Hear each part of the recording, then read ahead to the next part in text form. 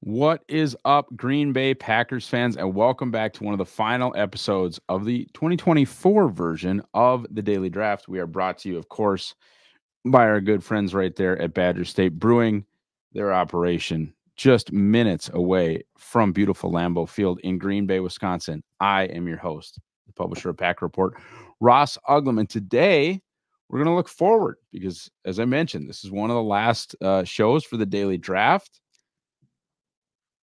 I don't know that I'll be gone forever, though, or at least I don't know that I'll be gone through the season. Working on stuff. You never know. You know, talking to Andy, you never know. Anyway, what are we doing today? Well, kind of went through, okay, what else can we do? We've broken down the class after each day. We kind of did a total recap. I think did a decent job forecasting, trying to take each prospect and give it a slightly different spin than what Andy was doing. And he did an awesome job. I hope you feel like we did a good job. What else can we do that's draft related? I had a couple people or many people ask for just one mock draft Monday for 2025, and I refused. I will continue to refuse. I'm hoping we actually have a lot fewer mock draft Mondays next year. And the reason I say that is because when Green Bay was 2-5 or whatever that record was, I mean, that's when we had the first mock draft Monday. I was ready to move on from Jordan Love, said a lot of things I regret, et cetera, et cetera. But, I start really, really diving into the draft when I've given up on the Packers for that season. Now, a lot of times, especially during the Aaron Rodgers era, that didn't happen until they were eliminated by, in the playoffs, divisional round, conference championship round, whatever it may be. Start a season 2-5. I'm going to start looking at the draft. So hopefully, we only get to like mock draft Monday 13 or mock draft Monday 14 and not like 25 or whatever the heck it ended up being this last season. So looking ahead, I'm going to give you a 6-pack. Shout out Badger State Brewing. I'm going to give you a 6-pack of offensive players to watch during the 2024 college season and why I think they might make some sense for the Green Bay Packers. First one, I can already hear this guy. And look, I'm with you. I understand. But I can hear or I can already see he won't be there guy in the comments. I can already read he won't be there guy's tweets. And that is Tetaroa McMillan. I know I've seen some people who have him as wide receiver 1 in this class. I don't know if I'm buying that. I think Emeka Egbuka from Ohio State has a chance. I think that leader in the clubhouse to me for wide receiver 1 in this class is Luther Burden. I would guess that's the most likely outcome. There are a number of guys. We're so incredibly early in the process. With that said, Tetaroa McMillan, he's very much in the vein of the kind of guys that I was interested for the Packers this last draft. I talked about Keon Coleman, a power forward, a bucket getter. I talked about his teammate, Johnny Wilson. Discussed a number of the larger, potential candidates for that 5th wide receiver spot. That right now is basically a shorter speedster, which is fine in Bo Melton. Christian Watson struggles to stay healthy. Having a super fast guy, even if he's not super tall, and Bo Melton is helpful. Continue to be able to stretch the defense. I think you always want 2 of like Musgrave, Watson, and Melton available from a field stretching standpoint. I think that's important. With that said, would I like to have a power forward in this group? Yes, I would. He's got an unbelievable frame, real hands. You see some of the crazy, crazy highlights, like the backhanded, one-handed catches, the Odell, if you will. You see some of that on social media, on X, on Instagram, whatever. But catches the ball away from his frame consistently. And that's not just a social media highlight thing. That is a real thing. When you watch McMillan play, extremely high level PFF college grading, which I've mentioned, like you can have your, misgivings about Pro Football Focus. You can certainly have your misgivings about the college product. I understand all those things. But to me, the top thing with PFF and really what it signifies usually to me is consistency, because they are grading all like 68, 69, 67 snaps of an offense. And if you're doing your job, play in and play out, you're going to end up with a high grade. And of course, the best players have the highest grades. And again, there's arguments there, right? But I like seeing that level of consistent performance, especially from a young player, because he is a young player. He made noise as a true freshman, and then last year, in his true sophomore year, was just incredible. 2.2% drop rate. I know I've talked about and still believe drops not being a huge deal for me, and they're not. But a 2.2% drop rate just means you have tremendous hands and you can be counted on third down. And I'm going to go ahead and put that in the plus column. Arizona, very, very efficient, very, very productive when targeting Tetaroa. 120.5 quarterback rating when targeted. Just a very, very productive player. And he was young, or is young. He's a young guy. And so he has the upside of, that late first, early second round pick. As far as his fit with Green Bay, for 1 year, he'd be what they don't have, right? 6'5 plus, 205 plus, still time to grow into the body, maybe get to 210, 215. I think he has a chance to be a real number one wide receiver in this league, as much as I talk about how much I don't care about that, because I don't. I think he does have a chance to be like a true featured guy on a team. Mike Evans type. I don't know if he's got the thickness and the strength of a Mike Evans. But in that vein, I'm not going to go Calvin Johnson with him. But trying to figure a comp for like a bigger kind of dominant wide receiver. I think Tetaroa, his 80th, 90th percentile outcome, something in that vein. Very possible that unless things go poorly for the Packers, he will just go before they pick. Even if you're willing to live in a world where the Packers are interested in a first round wide receiver, which they have not been since Javon Walker, tale as old as time. Even if they wanted to take McMillan, if the season goes like I think most of us think it's going to go, probably not going to be there. With that said, they love their West Coast guys. Rest in peace, Pac-12. Can't call it the Pac-12. And keep in mind, too, Watson and Dobbs, depending on how this season goes, very well may be playing on expiring deals in 2025. Now, they could extend one. They could extend both, kind of leading up into that year. But neither Watson or Dobbs is a first-round guy, meaning there is no fifth-year option, meaning as you enter year 4 of their contract, they're eligible for extensions, and you can kind of do some of that stuff. But, Christian pops his hammy again, or Dobbs is just kind of okay, and, like Wicks outperforms him, and Reed outperforms him, and Christian outperforms him. Are you really going to pay him market value, or are you just going to replace him with another second or third round NFL ready wide receiver, which seem to be growing on trees these days? Okay. Trey Harris, another wide receiver. He's productive. I think he does different things. He's not 6'5". I think Trey Harris is listed at 6'2". Does different things than Wicks, Dobbs, and Reed, despite, again, not being like the power forward body type. I don't think the only wide receivers, considering the Watson situation, considering the Dobbs situation, I don't think the only wide receivers you need to look at next year need to be, 6'5", 6'4", whatever. Like they very well might be just looking for a Jordy Nelson, Devontae Adams body type, not necessarily looking for like a slot guy like a Cobb, Reed, or a big guy, like a Watson, or, I was talking about Keon Coleman. I was talking about Johnny Wilson. They might just be looking for another Packers-y type wide receiver to potentially allow them to let Watson or Dobbs move on.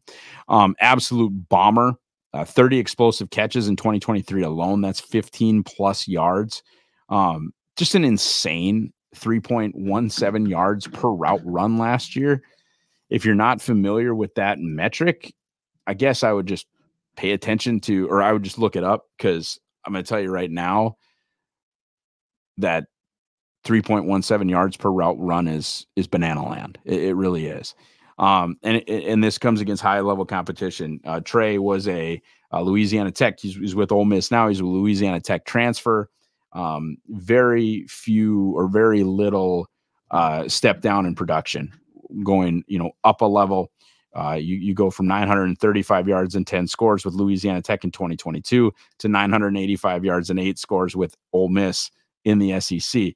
Remember, how many freaking defensive backs get drafted out of the SEC every year? You think about the guys he was going against last year with the Alabama boys, Kool-Aid McKinstry, and Terrion Arnold. You think about Ennis Rakestraw, Chris Abrams-Drain at Mizzou, and I could go on and on. Right, there are Kamari Lassiter, the guys at Georgia. There are going to be SEC defensive backs getting drafted every single year, and a lot of them in the top 100 And so you go from a Louisiana Tech and you go from there to an Ole Miss and you basically become the guy.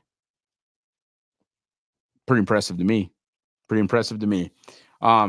Fit in Green Bay, he has that X size if you're going back to like the Jordy or Devontae style where he's 6'2 plus, 200 plus. Again, not like 6'5". We're not talking Mike Evans. We're not even talking Christian.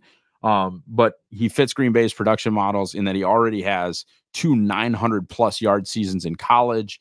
From a fit standpoint, can the Packers afford to pay all these wide receivers? By then they might even know like, hey, we're going to have to pay Wicks or we're going to have to pay Reed. So it might be as simple as, okay, we're choosing Watson and Wicks. Whatever happens with Reed happens. Whatever happens with Dobbs happens. We're going to need to replenish this room because we can't just be handing out $20 million a year contracts to every wide receiver that wants one. Not when we're paying Jordan Love $52.5 million a year or whatever the hell Love ends up getting. Older player, didn't used to be their way, but they think they're contenders right now. I think you saw that in this last draft, taking a ton of 22, 23-year-old kids. Might have even thrown a 24-year-old in there. He'll be 23 on draft day in 2024. And I think when the Packers are in win now mode, which they are, especially up against like a salary cap situation that they're going to be up against when the Love deal goes through, don't be surprised. I think that first round pick, although Jordan Morgan was an older guy, but if that isn't kind of like Van Ness, right? Or McMillan, like a premium position player, high level athlete, young with a ton of upside. Then in rounds 2 through 7, don't be surprised if it doesn't look a little bit like this year where it's older guys ready to win now, like an Evan Williams, like a Kitano Ladapo, right? Guys that have played a lot of college football. So don't be surprised if Green Bay is doing some of that. Jacob Monk, super experienced guy. Travis Glover, super experienced guy. Michael Pratt, for as young as he is, has a ton of snaps at Tulane. So don't be surprised if an older guy like a Trey Harris is something the Packers might be interested in.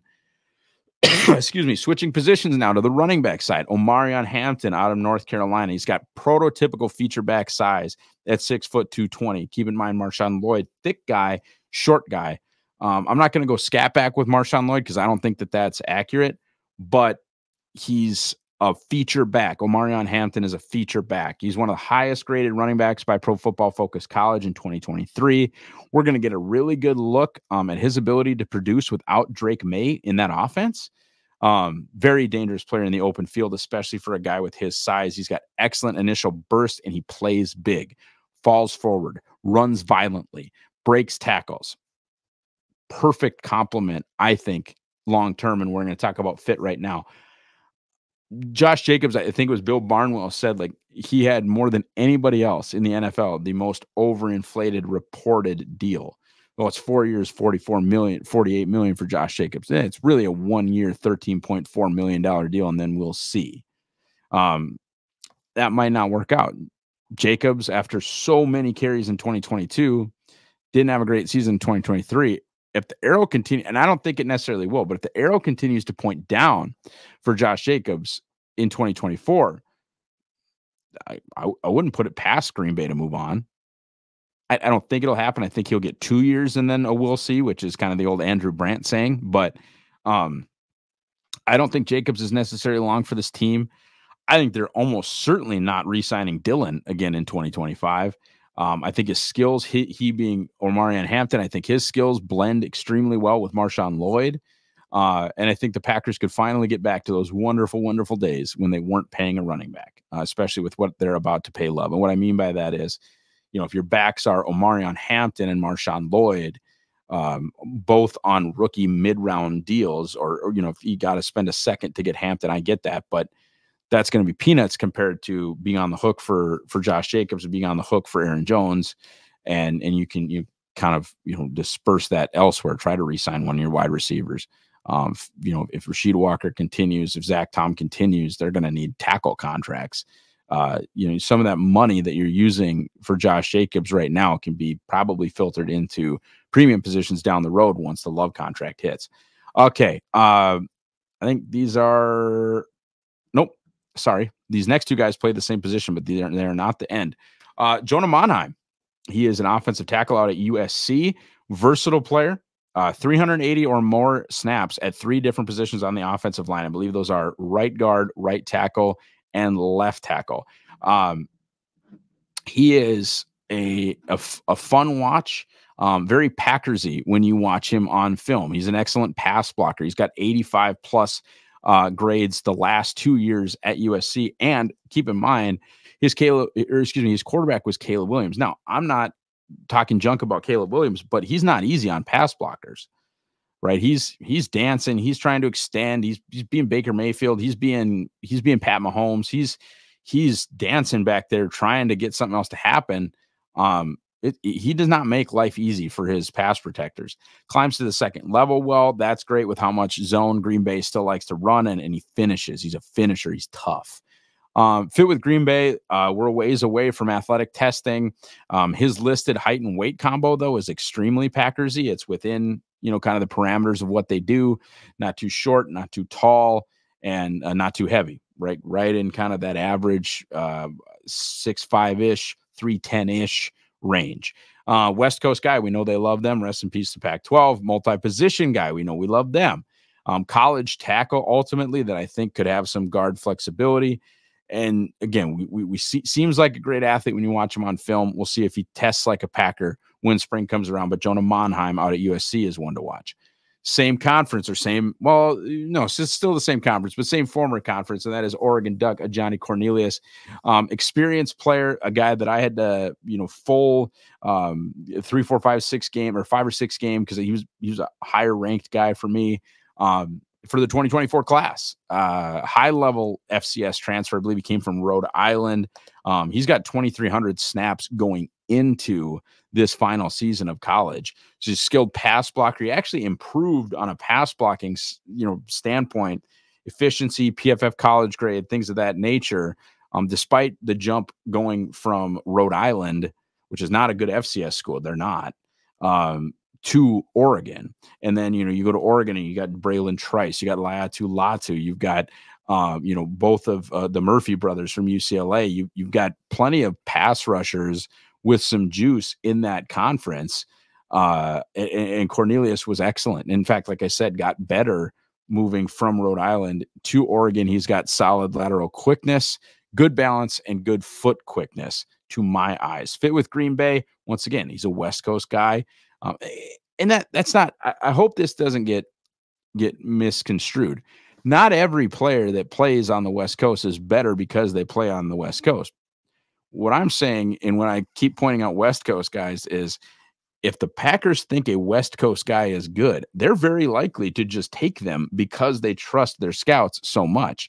You look at just this last draft and how much they trusted their West Coast guys. You go out and get, Jordan Morgan, and Williams, Kitano Ladapo, and I'm missing one other Pac-12 person, Marshawn Lloyd. They like their West Coast guys. I'm not saying that inherently the West Coast guys are better at football. I think that's silly. But what I am saying is if Green Bay identifies a West Coast player, they're going to roll with it.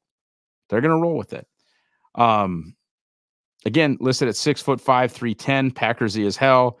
College tackle, might be a guard at the next level. That's very Packers-ish. And again, looks like a Packers athlete. We'll see what happens when it's time to test in the spring. Does he test like a Packer? Okay, Luke Lachey, tight end, Iowa. Enormous frame.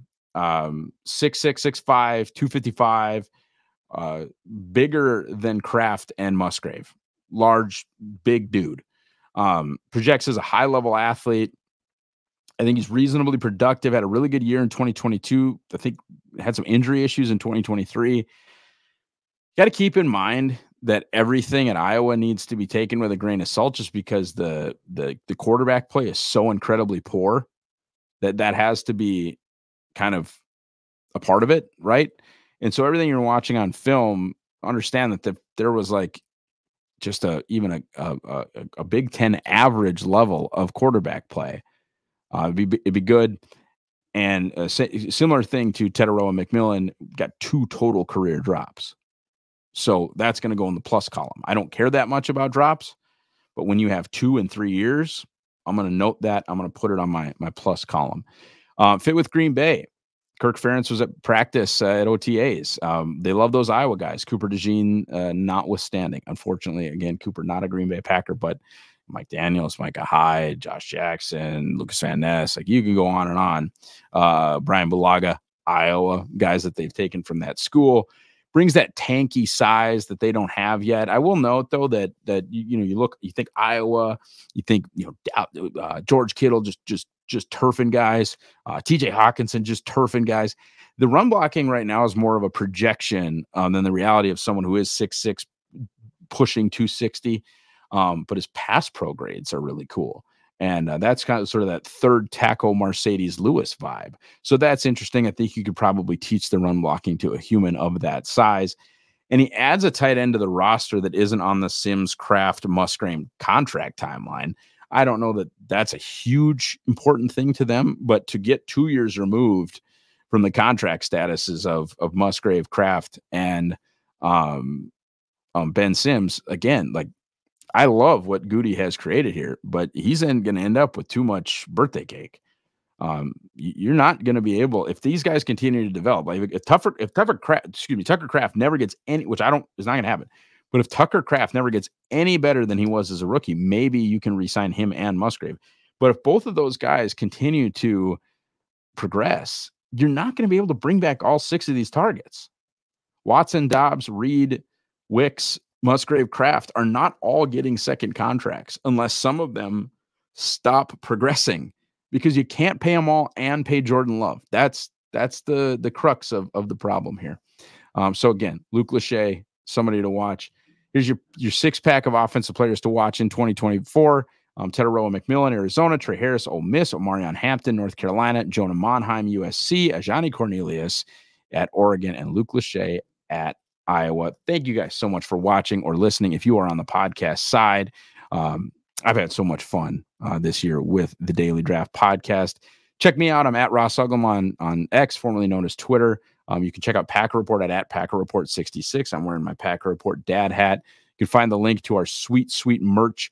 Should be here in the podcast description or on the YouTube description as well. Have a great rest of your day, guys, and go Pack Go.